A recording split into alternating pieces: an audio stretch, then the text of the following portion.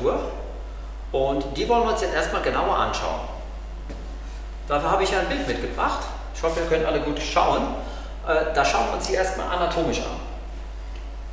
Hier haben wir den Skelettapparat, Oberschenkel, die Hüfte, die Wirbelsäule, Lendenwirbelsäule, entsprechend von L5 bis L1. Und hier schraffiert ist die Muskulatur auf einem Bein dargestellt. Der große Muskel, der Musculus psoas major, ist der hier über den ganzen Bereich der Lendenwirbelsäule an den Oberschenkel rangeht. Das ist die eigentliche Muskulatur, die wir brauchen, um dieses Bein anzuwinkeln. Man spricht dann auch von einer Flexion. Flexion ist das Beugen und Extension das Strecken. Jetzt gibt es hier noch blau dargestellt, den Musculus psoas minor. Diesen kleinen blauen Muskel haben aber weniger als die Hälfte aller Menschen. Das heißt, er kommt nicht bei jedem vor. Das ist wichtig zu wissen.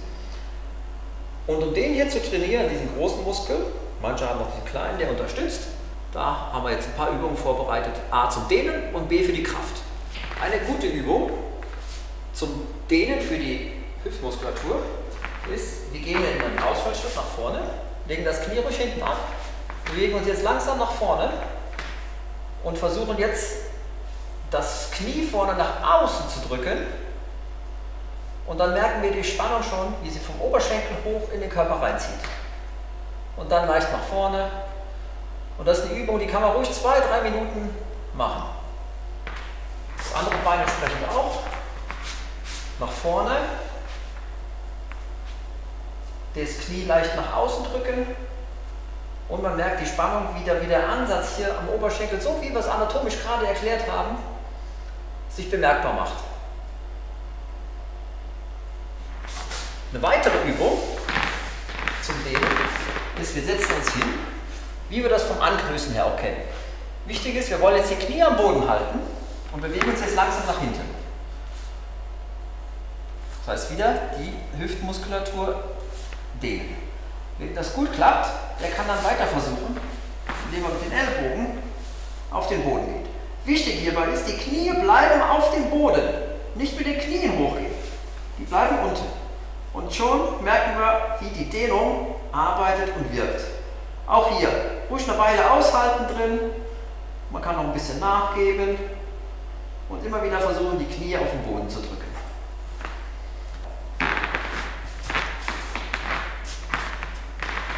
Als nächstes schauen wir uns ein paar Kraftübungen an für die Hüfte.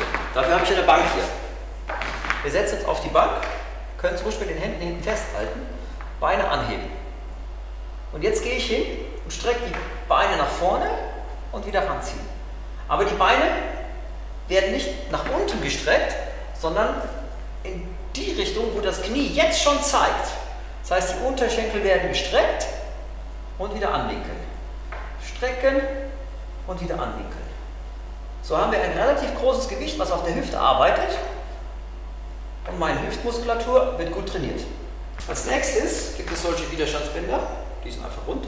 Die kann man sehr gut an etwas befestigen. Hier in dem Fall nehme ich jetzt eine Sprossenwand. Um das wirklich gut zu befestigen, einmal hinten durch, hier durchschlagen, durch diese eine Schlaufe und festziehen. Jetzt habe ich dieses Widerstandsband hier gut befestigt, stelle mich jetzt mit dem Fuß da rein und nach vorne. Wichtig ist, dass ich möglichst hinten anfange, dass ich die ganze Bandbreite, die ganze Amplitude der Muskulatur mitnutze. Und von hier aus gehe ich jetzt mit der Kraft nach oben. Ich habe jetzt entsprechend einen Zug nach hinten, aber ich versuche dagegen zu arbeiten. Das Ganze auch mit dem anderen Bein reinstellen, hinten anfangen und dann das Bein raufziehen.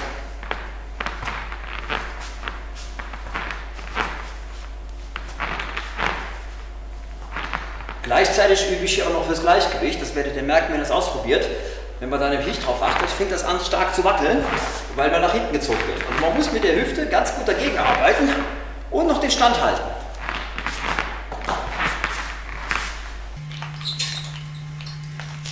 Was auch wichtig ist, ist den Muskel zu beschleunigen. Um jetzt mein Bein zu beschleunigen, kann ich ebenfalls dieses Widerstandsband heben. Wir festigen jetzt dieses Gummiband an meiner Sprossenwand.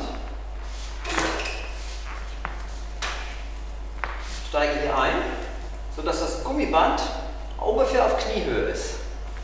Ich stelle mich nach hinten. Wenn ich jetzt nach vorne gehe mit dem Knie, wird es vom Gummiband beschleunigt und diese Bewegung merkt sich ebenfalls meine Hüftmuskulatur. Also nicht nur gegenarbeiten, sondern auch mitarbeiten.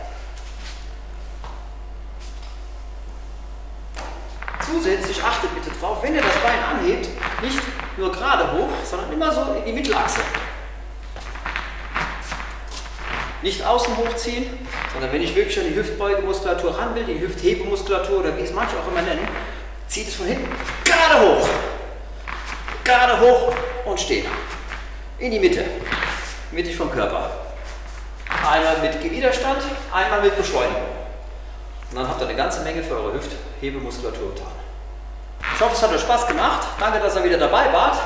Bis zum nächsten Mal und tschüss.